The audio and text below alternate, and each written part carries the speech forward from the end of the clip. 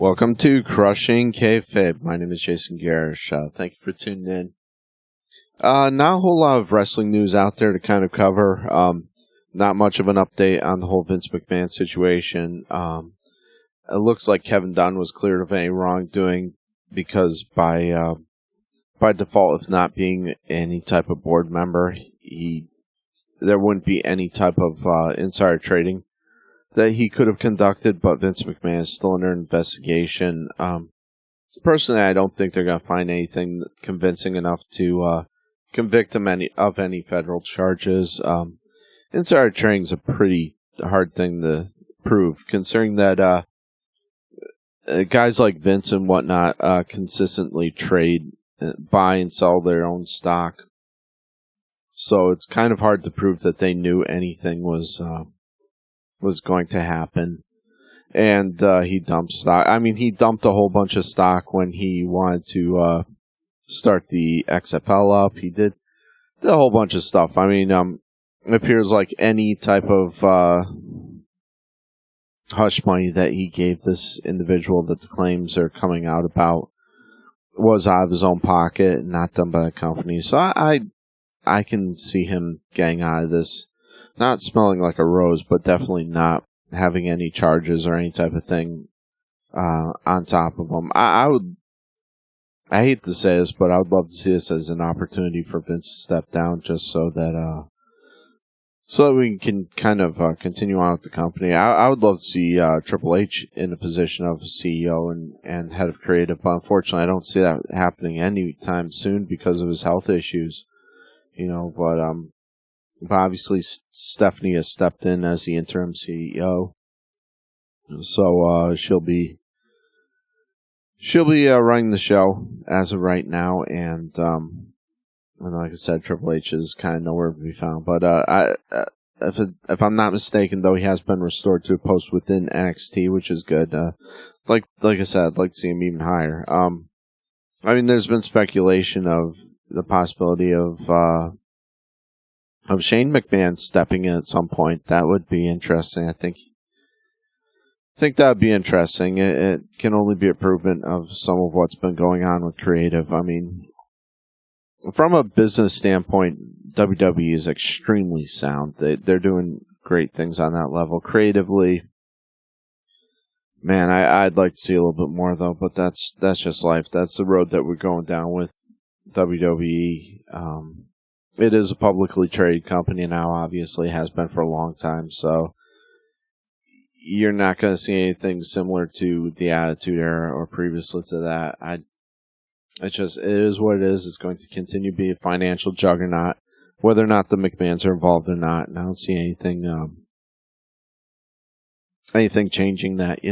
If Nick Khan ends up taking over, then like I said, financially and business-wise, he's been doing a brilliant job. Just like I said, creatively, the shows lack a lot, but they are what they are. They're kind of the pop music of wrestling, and because of that, they make billions of dollars, and it makes sense for them to continue doing what they're doing.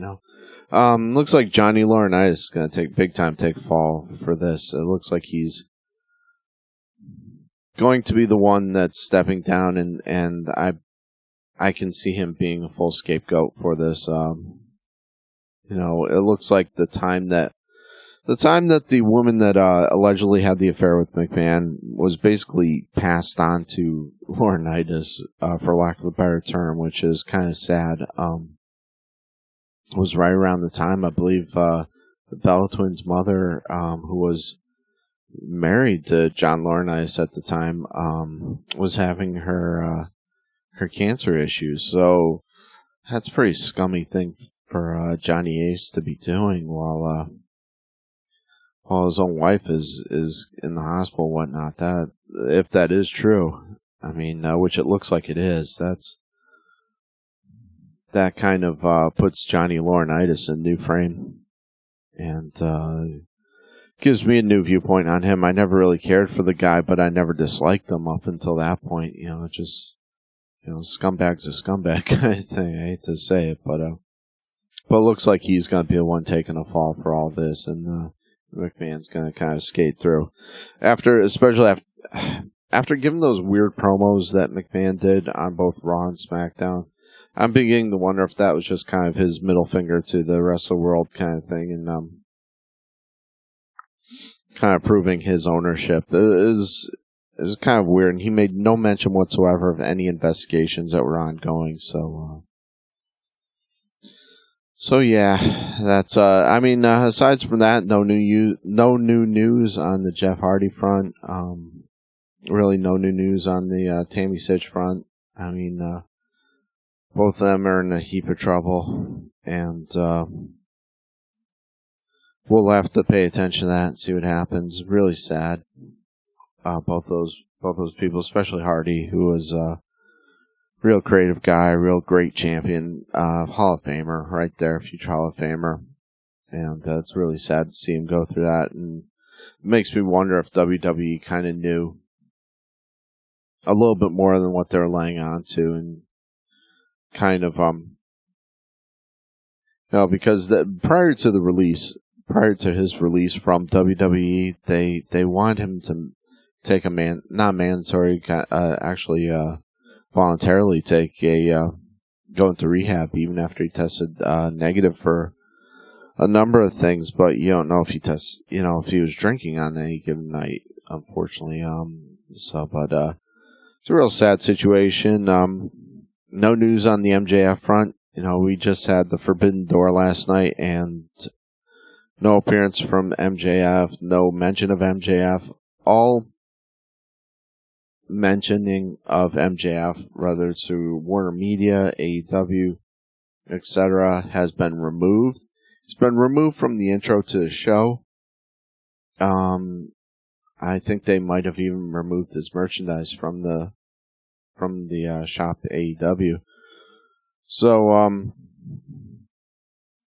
nothing on the MJF front, which is, I'm hoping that this all work. I'm really hoping this all work, because if Tony Khan does not sign this guy to a bigger deal and take care of him, he's an idiot. Because this guy is really the one of the pillars of AEW, and he's every feud he's done has been great. Everything he's done in this company has been great, and he's on the level. Especially, I think he's the best heel in the business right now, and I don't see anybody else in AEW or anybody else in wrestling period that's on his level heel wise. He is that damn good, and he's that creative, and they need to hang on to this guy, because him being a homegrown the way he is, that lends a lot more credence to AEW and makes him look much better. They really need to hang on to him and do him right, because it wouldn't surprise me if he ends up at WWE. He obviously won't be able to do a lot of the things he can do in AEW at WWE. He won't, his hands are going to be tied much more in that fashion. But I think this guy is creative enough and good enough that he would excel there. So AEW's really got to watch out for him, and they should, whatever money he wants, they should give it to him, because he is that damn good. And speaking of AEW, last night was Forbidden Door. I wish I could have enjoyed this a lot more, but I'm not familiar with the New Japan wrestlers, unfortunately. There's very few of them that I'm all that familiar with. I mean, I'm familiar with Jay White, I'm familiar with Will Ospreay. I think he's awesome, but a lot of the guys on this card I just am not familiar with, and it's hard to have a vested interest in a product when you aren't familiar with a lot of the characters involved in it. It's like, one thing they probably should have done, which I'm kind of surprised they didn't, was run some vignettes, whether it be in the buy-in or the show leading up to this, run some vignettes on some of the personalities from New Japan, and try to introduce the American audience to some of these people, because I've seen some of the vignettes they've run, regarding the last pay-per-view, and they did a brilliant job with them. So if they could have crafted some of those with some of the wrestlers in Japan, I think it would have been a much better pay-per-view, and people would have actually cared about it. I mean, you've got the smart marks marking out to a lot of the stuff on here, but really there's no emotional investment in a lot of these storylines. And a lot of the storylines were kind of non-existent or happened in New Japan, or you just didn't know about it. So it was hard to watch this. I mean, wrestling was great, don't get me wrong. It was a great pay-per-view and whatnot, but it was much harder to be emotionally invested in those storylines. We started night out. I'm not even going to attempt to pronounce some of these names, Got to see QT Marshall and Aaron Solo. Once again, really couldn't care less about that. I mean, the next match was the Murder Hawk Monster Lance Archer versus Nick Comoroto, which actually, believe it or not, was a good match. I mean, Comoroto has improved a lot, and he looks good in there facing off against Lance Archer, because it's not often you see somebody of comparable size to Lance Archer, and it was good to see those two kind of tighten square off. It was a lot better than I expected it to be. It was actually pretty good, The Keith Lee and Swerve Strickland versus Suzuki Gun, El Desperado, and Yoshinobu and Ione. Not even gonna try it. Sorry. Suzuki Gun, basically, is the team there. It was a good match. I enjoyed that. There was some good psychology, actually, that occurred in that when they were trying to whittle down Keith Lee and attacking him. It was actually pretty good ring psychology in there, and it was very good for a buy-in. One thing I liked about the buy-in, he didn't offer the vignettes, which would have helped. Maybe they should have been a 2-hour buy-in show. I don't know. Maybe had some of that so that you can actually know a little bit about these individuals from Japan and actually care about them. But the one thing I do like, they packed in, 4 matches, I think, into the buy-in, and the buy-in itself was good. So I'm wondering if they purposely booked it that way to try garner some interest, which a buy-in should do. It's exactly the purpose of a buy-in, but they did have some interesting things in there, and I'm really enjoying this iteration of the Gun Club with Platinum Max Caster and whatnot. I'm really enjoying this. The whole saying the wrong name of the city before the match and going through that it's entertaining, I hate to say. And Billy Gunn looked great as always. Danhausen made a brief appearance. I kind of wish he played more of a role in the show, but they had a ton of people they had to pack into the show and make everyone happy. But that was an enjoyable match, and I enjoyed it just because of like I said, I'm enjoying this iteration of the Gun Club. I'm guessing that Billy Gunn has a lot to do with the creative on this, because every week they're consistently entertaining, great chemistry, and it's been very, very fun. So I've been enjoying that a lot. That's one of the things from AEW I've been enjoying. Unfortunately, I didn't see the opening trios match, and I hate to say that because, let's see, it looks like, who was the winner of this? Jericho ended up getting the win for his team. Would have been nice to see Eddie get some payback. I'd like to see him win some matches too, but Eddie Kingston could lose every match and still be entertaining. He is such a great promo and so emotional. He's great. I'm glad to see the next match. FTR retaining the ROH belts, and FTR continues to be a great team. We had the All Atlantic. I think I called it Transatlantic last week, but it's actually the All Atlantic Championship match. This was probably the match of the night for me. And part of the reason is because I know the feud between the Bastard Pack, the Miro and Malachi Black. I shouldn't say between Miro because he had nothing to do with that feud, but in Malachi Black, all these wrestlers I really like. And this guy Clark Connors, who I wasn't familiar with, really did a great job. I'm glad that I think they did smart booking by introducing him here this way, because he had a great babyface comeback, and really he was the only babyface in the match. So he did. He got the fans behind him at one point and did a great job. I'd like to see more of this guy. I like that, and Pac ends up becoming the new All Atlantic champion. To be honest with you, if any one of these guys won, I would have been happy. Because this, like I said, was probably the best match, at least the most enjoyable match for me of the night. And all these guys deserve a belt. So I would have been happy with any one of them, aside from maybe Clark Connors. Not saying he doesn't deserve a belt, but I think the other guys definitely deserve it more.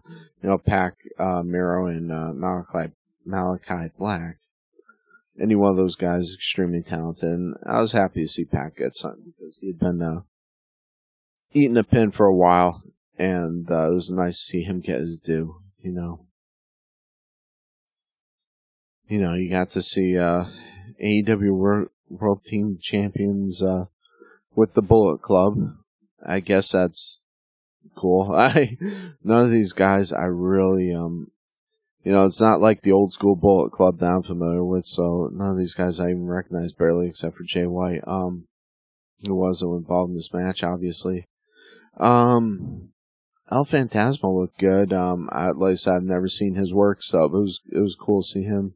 And anytime I get to see Darby Allin in the ring, it's good. Sting did a dive off of the top of one of the entrances in the gorilla position, and why this guy is taking these types of dives in his 60s is beyond me.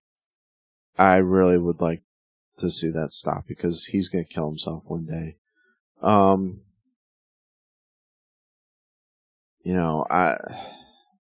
Enough said. Please stop. Please stop. And I'm getting real sick of the Bucks.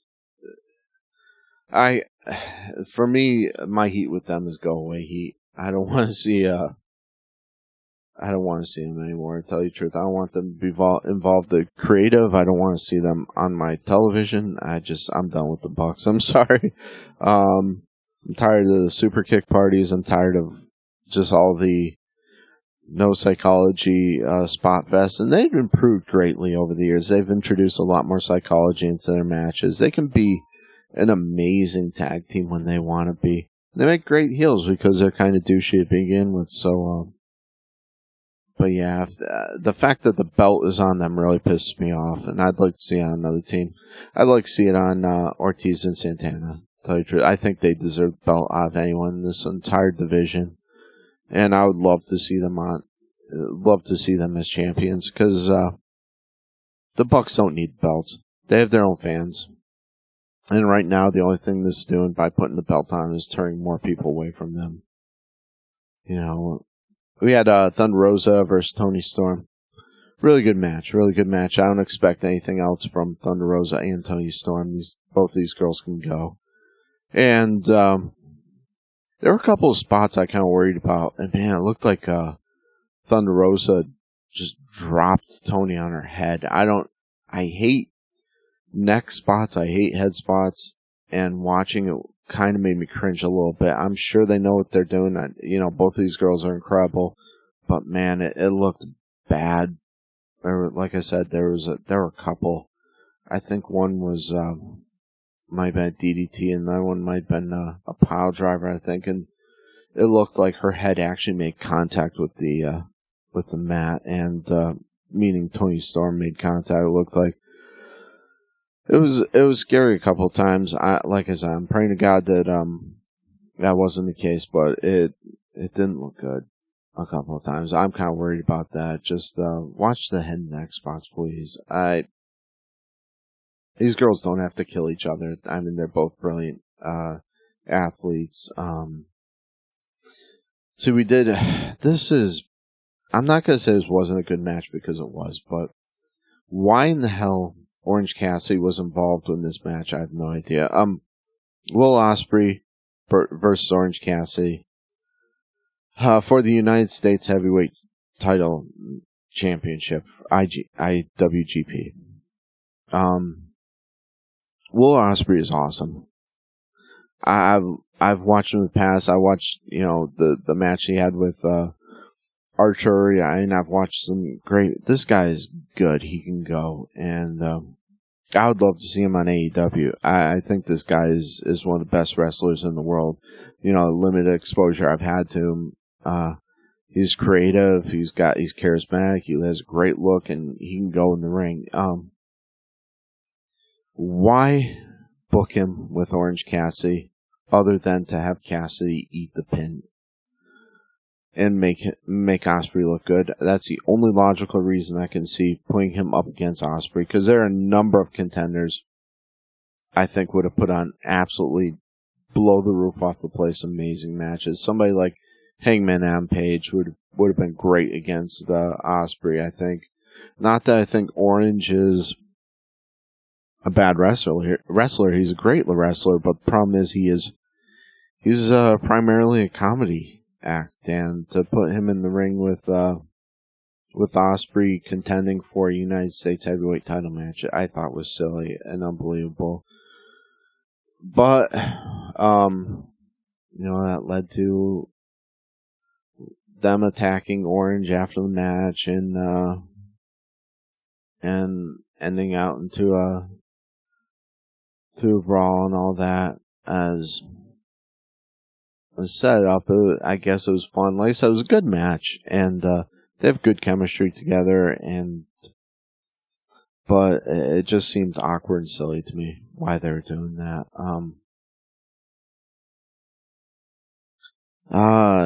Next match was the big one that everyone popped over. Zack Sabre Jr. It was a good match too. Against Claudio Castagnoli, Cesaro. It's good to see Cesaro in the ring again. Obviously we got to start calling him Claudio now. Back to his old ROH name, obviously. You can't use Cesaro since it's trademarked by WWE. Good match. It was great seeing him out there. He is one of the best. Claudio is one of the best wrestlers in the world. He's great.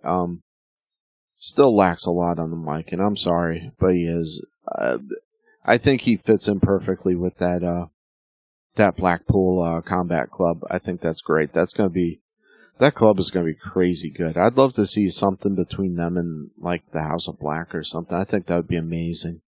But once again, it was great seeing Claudio back. It was awesome. It was good seeing him with AEW. I hope they utilize him properly, because right now AEW really needs to start chopping some heads. They need to cut some people from the product, because where are they going to put Claudio? Is he going to be hanging out with Bryan Danielson and Moxley every single week? I mean, I guess that works, but people really want to see him in the ring. In order to do that, you got to start trimming the fat off the AEW product. There's just not enough television time to get these people over. I mean, I think somebody like Keith Lee is living proof of that. It's just not enough time. Tony Khan really has to trim some of the fat off the product. I wish I could say I watched the next match. Unfortunately, I missed the Jay White with Adam Cole versus the Rainmaker, and I think that would have been a great match. I like Hangman. I'm a fan of his. I made no qualms about that in the past. But hey, we end things out with the Interim World Championship match. With Moxley versus Tanahashi. I mean, this is a dream match to a lot of people, and obviously, this was lived up to expectations and was everything it was supposed to be. Ending with the brawl at the end of it with the Jericho Appreciation Society and the Blackpool Club, and having Claudio come down to ring to assist there, just reaffirming that he is a member of the Blackpool Club.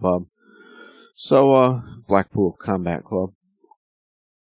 So it was a good pay-per-view. Once again, though, it was hard to be emotionally invested in a lot of it just because of lack of familiarity with a lot of people in there. So it was difficult trying to watch it a lot of times. And AEW, of course, their pay-per-views have been ungodly long. So it's, which this pay-per-view in particular had to be because you had 1 billion people trying to fit in and book for that throughout the night and show off what they're trying to do. So it was interesting. Good pay-per-view. Like I said, though, I'm hoping they get back to featuring AEW guys now again and booking that. Nothing happened with the whole breakup between Christian Cage and Jungle Boy. So I'm assuming they'll continue that storyline after. So I expect to see something on Dynamite. Because they alluded to Luchasaurus possibly aligning with Christian Cage, which... So is Luchasaurus going to be teaming up with Cage and then Jungle Boy's going to go off on his own?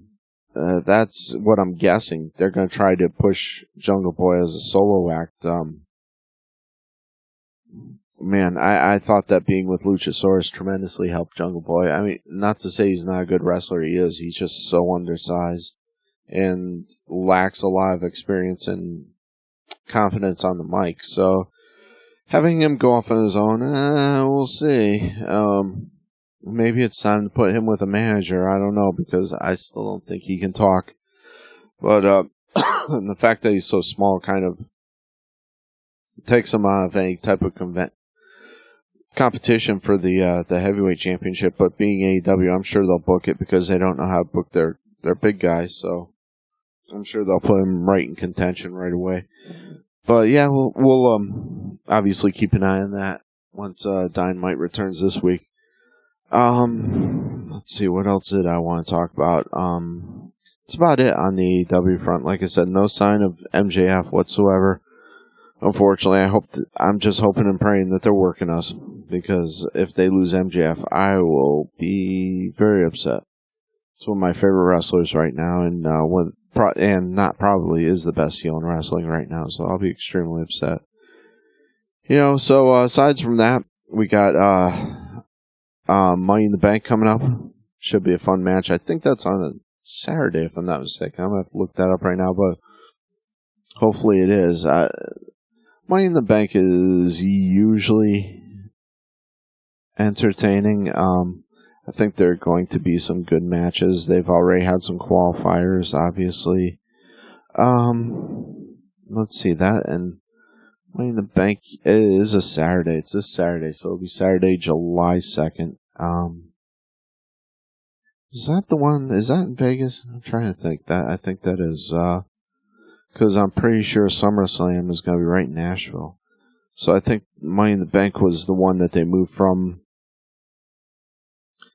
the Raiders Coliseum there to a smaller venue because they couldn't sell enough tickets, if I'm not mistaken.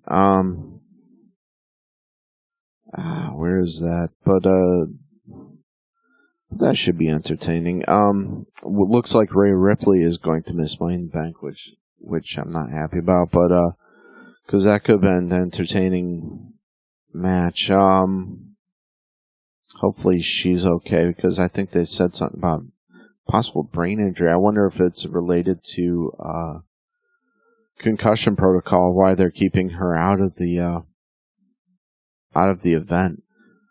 But yeah, it's going to be the MGM Grand Garden Arena in Las Vegas. I know they moved that from Allegiant Stadium. Allegiant Stadium would have been cool. Me being a Raiders fan, I would have loved to have seen Money in the Bank at Allegiant Stadium. I thought that would have been absolutely awesome, but they didn't sell enough tickets, so it's moved now to MGM Grand Garden Arena. So yeah, we'll be waiting for that this Saturday coming up, July 2nd. obviously I had to change some of the booking around with Cody's injury and whatnot. Edge had to turn babyface, and Finn Balor turned heel to head up the new incarnation of the Judgment Day. So we've got a few things there going on, but it should be an entertaining show. Aside from that, I can't really think of anything off the top of my head. I usually miss a few things, unfortunately, but there's a lot to go over in wrestling. Not a lot of time for me to do it, unfortunately, but I'd like to thank everyone for listening and give props out, first of all, to our website and social media. Go to crushingkayfabe.com, crushing with a K. And from there, you can find links to all of our social media. And once again, we have a Patreon page up again. So go to patreon.com, do a search for Crushing Kayfabe, and for just $1 a month, you can listen to the show ad-free. So the audio is going to be put up there ad-free. And you can help us keep the lights on with $1 a month. So check us out on patreon.com. And while you're at it, if you're on Facebook, check out my wife's page, Hooked by Jenna Lynn. And you can see some of our artistic creations there. And if you see anything on there you might be interested in buying, we have some stuff at Then and Now Flea Market in Trenton, Tennessee, downtown Trenton, Tennessee. You can find our booth and purchase my CDs, purchase some handmade goods from my wife, which are really cool, and support the show in that manner. Speaking of Then and Now, August 13th, I will be performing at their open house. So if you want to see me perform, head on down downtown Trenton on August 13th, and you can get some really cool items from a variety of different vendors. There are going to be other vendors there offering promotions, so you'll be able to get some deals on some of the stuff. So just remember that August 13th, Then Now Flea Market in Trenton, Tennessee. And in addition to Then and Now, we have some items now in place at Peggy's Attic in Milan, Tennessee. So you can go to Peggy's Attic in Milan, Tennessee, and purchase some goods there from us. So help the show keep going along. Help us do our thing, and stop by Peggy's Attic, stop by Then Now, and purchase some stuff and help us keep the lights on here. In addition to that, I'd like to give a shout out to Lucky Lady Candles. Find them on Etsy and Facebook, Lucky Lady Candles. And once again, aside from that, that's pretty much it as far as endorsements go and deals and whatnot. But I'd like to remind everybody to pray for the Ukraine. Send money to legitimate organizations like the Red Cross, like UNICEF, whatnot, because they'll be able to get supplies and food and whatnot and vital services over to the people of the Ukraine. It's still going on. I know the news doesn't cover it as much as it was, unfortunately, when the initial attacks occurred, but the Ukrainian people are still holding out, and pray for them. And help them out, please. Obviously, they need it. So do what you can, please. I'm asking everybody, please do what you can. And I've probably forgotten some things. I apologize to anyone, but God bless. Thank you for tuning into the show, and thank you.